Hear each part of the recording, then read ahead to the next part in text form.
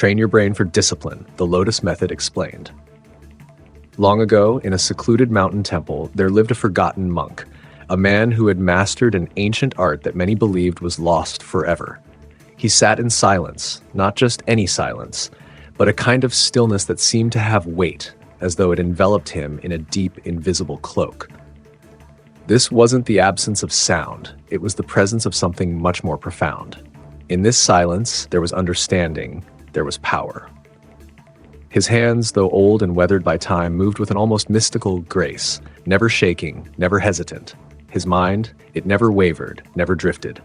His focus was unyielding, as if the world itself could do nothing to break the bond he had with his own inner peace. His discipline, beyond anything most could even comprehend. But here's the truth. This monk wasn't born with any special gift. He wasn't chosen by fate, nor was he the recipient of some divine power that set him apart from the rest of humanity. No, what he possessed was far more elusive and attainable. It was something that had been hidden for centuries, locked away in the deepest corners of wisdom, waiting for someone to uncover it. This was not magic. It was the Lotus Method. And now, after all these years, the secret to this mastery is waiting to be discovered once again. Imagine yourself standing on the edge of a jagged cliff, where the wind howls relentlessly, carrying with it the roar of a storm below. You look down and see a tumultuous sea, a violent blur of crashing waves and dark clouds swirling with chaos. Everything around you seems to be in turmoil, uncertain, threatening to pull you in every direction. Yet, despite the wild storm, something inside you remains untouched. You stand firm, grounded, still. The wind howls, but you don't move. The chaos rages beneath, but you feel nothing but an unwavering sense of calm within. You are the eye of the storm. You are unshaken. You are disciplined. But here's the key. It's not because you're forcing yourself to stay calm. It's not because you're trying to outlast the storm or will yourself into focus. It's because you've tapped into something deeper, something more powerful, something that allows you to rise above the noise without struggle. What if I told you that you, too, could train your mind to achieve this? What if you could develop a mental strength as steady as the monks, even in the face of life's relentless chaos? What if I told you that the path to this mental mastery isn't through grinding or forcing yourself to try harder, but through understanding a method that has been around for centuries, the Lotus Method? This method doesn't just teach you how to be disciplined, it transforms the very way you think, act, and view the world. You see, the monk's unwavering focus wasn't the result of some innate ability. It wasn't because he was simply born that way. No, it was because he understood the lotus. The Lotus Method is all about training your brain to operate from a place of deep awareness and control, not from struggle, but from understanding. It's about learning how to channel your energy in a way that is calm, deliberate, and unstoppable. The lotus itself is a symbol of growth, purity, and resilience. It rises from the murky waters, untouched by the muck below. But the lotus doesn't fight against the water. It doesn't reject its surroundings. Instead, it learns from them, adapts, and rises above. It grows not through resistance, but through acceptance, through understanding, and through grace. In the same way, your mind has the potential to rise above the chaos, the noise, and the distractions of everyday life. The question is, how? How can you train your mind to become as focused, as calm, as disciplined as the monk in that ancient temple? What's the secret to harnessing this power? Here's the key. It's not about grinding through every day, forcing your mind into discipline, or pushing yourself harder and longer. This is the misconception that many people fall into. They believe that to achieve discipline, they must endure suffering or sacrifice. They think that to gain control, they need to fight against their own thoughts and impulses. But true discipline, real sustainable discipline, isn't born from struggle. It's born from understanding. It's about understanding how your mind works, how your thoughts come and go, and learning how to navigate them without resistance. It's about using that knowledge to transform the way you approach every day so that you move through life with a calm focus and unshakable control. The Lotus Method isn't about battling your thoughts or forcing yourself into submission. It's about understanding your mind deeply enough to know when to let go of resistance and when to gently guide your energy in the direction you want to go.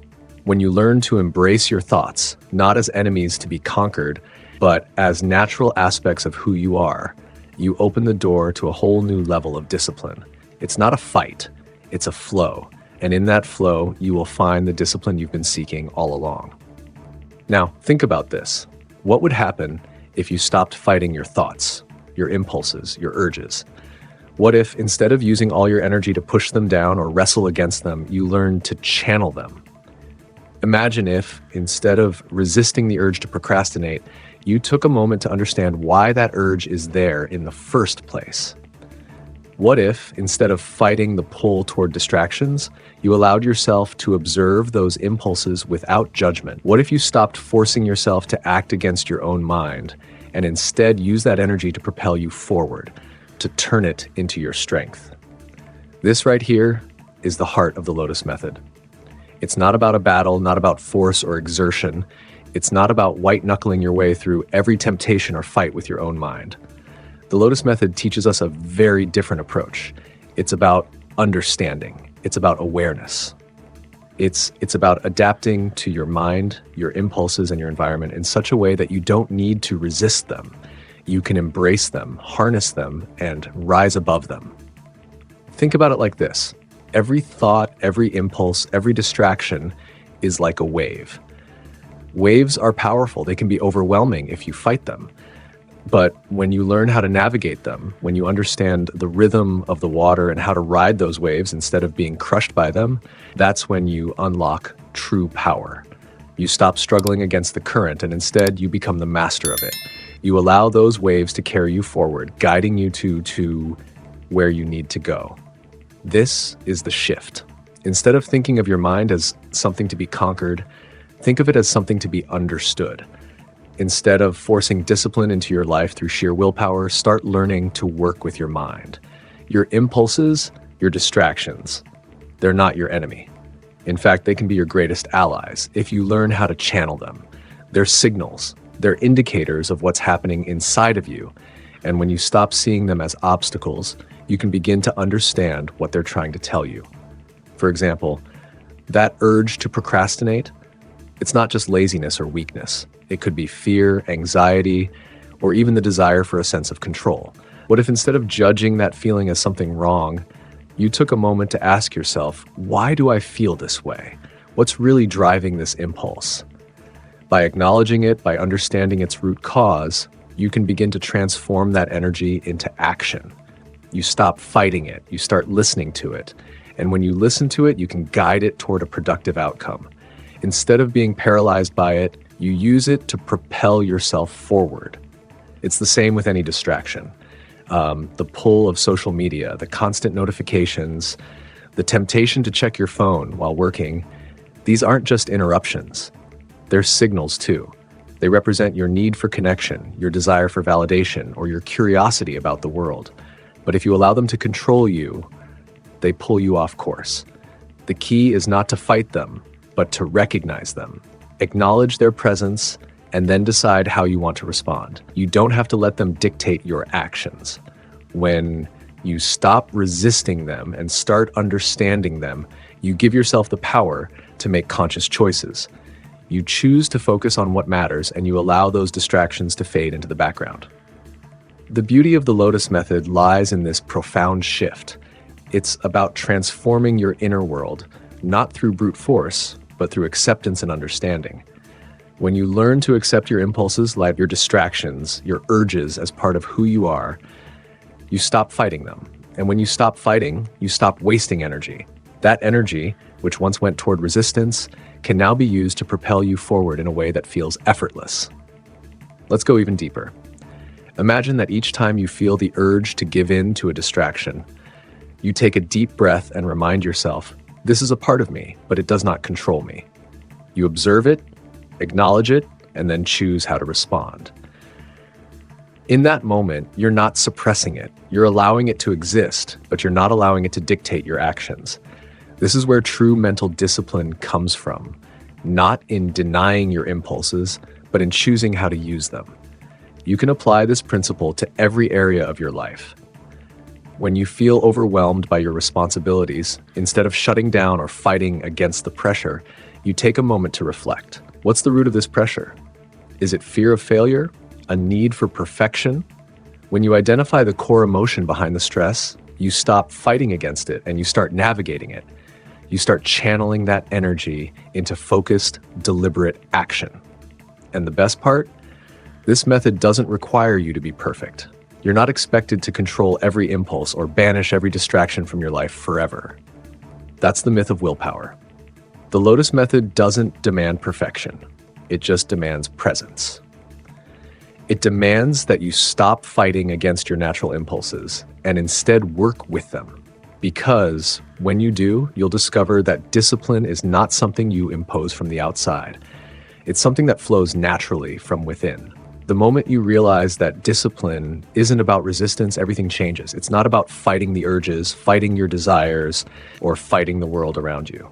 It's about learning to ride the wave, to go with the flow, to navigate your impulses rather than try to force them to bend to your will. It's about trusting that your mind, when properly understood and channeled, has the capacity to focus, to achieve, and to thrive. The key here is understanding. True discipline comes from knowing yourself deeply enough to understand what's driving your impulses and how to direct them in a way that serves you. The more you practice this kind of awareness, the more effortless discipline becomes. Your mind becomes like water, clear and calm, flowing naturally towards its goal without resistance. So imagine living this way every day. Imagine not forcing yourself to fight against your thoughts, your feelings, or your distractions but instead learning to observe them with curiosity. When you stop resisting, you open up the space to truly listen, to understand, and to move forward with a kind of quiet, powerful discipline that's not born from force, but from grace. This is the essence of the Lotus Method. It's not about avoiding the pull of distractions or trying to control every urge. It's about understanding them, channeling them, and using them to rise above the noise. When you do, you discover a new kind of mental mastery, one that isn't forced, but is instead born from deep awareness, acceptance, and trust in your ability to navigate your own mind. This is how you unlock true discipline. This is how you become unstoppable. The real question is, are you ready to stop resisting and start flowing with the current? Drop a symbol of stillness or growth in the comments below, something from this story that truly resonated with you. If you know someone who needs to hear this message, share this video with them. Don't forget to like, subscribe, and stay tuned for the next chapter in Mastering Your Mind. This journey is just beginning.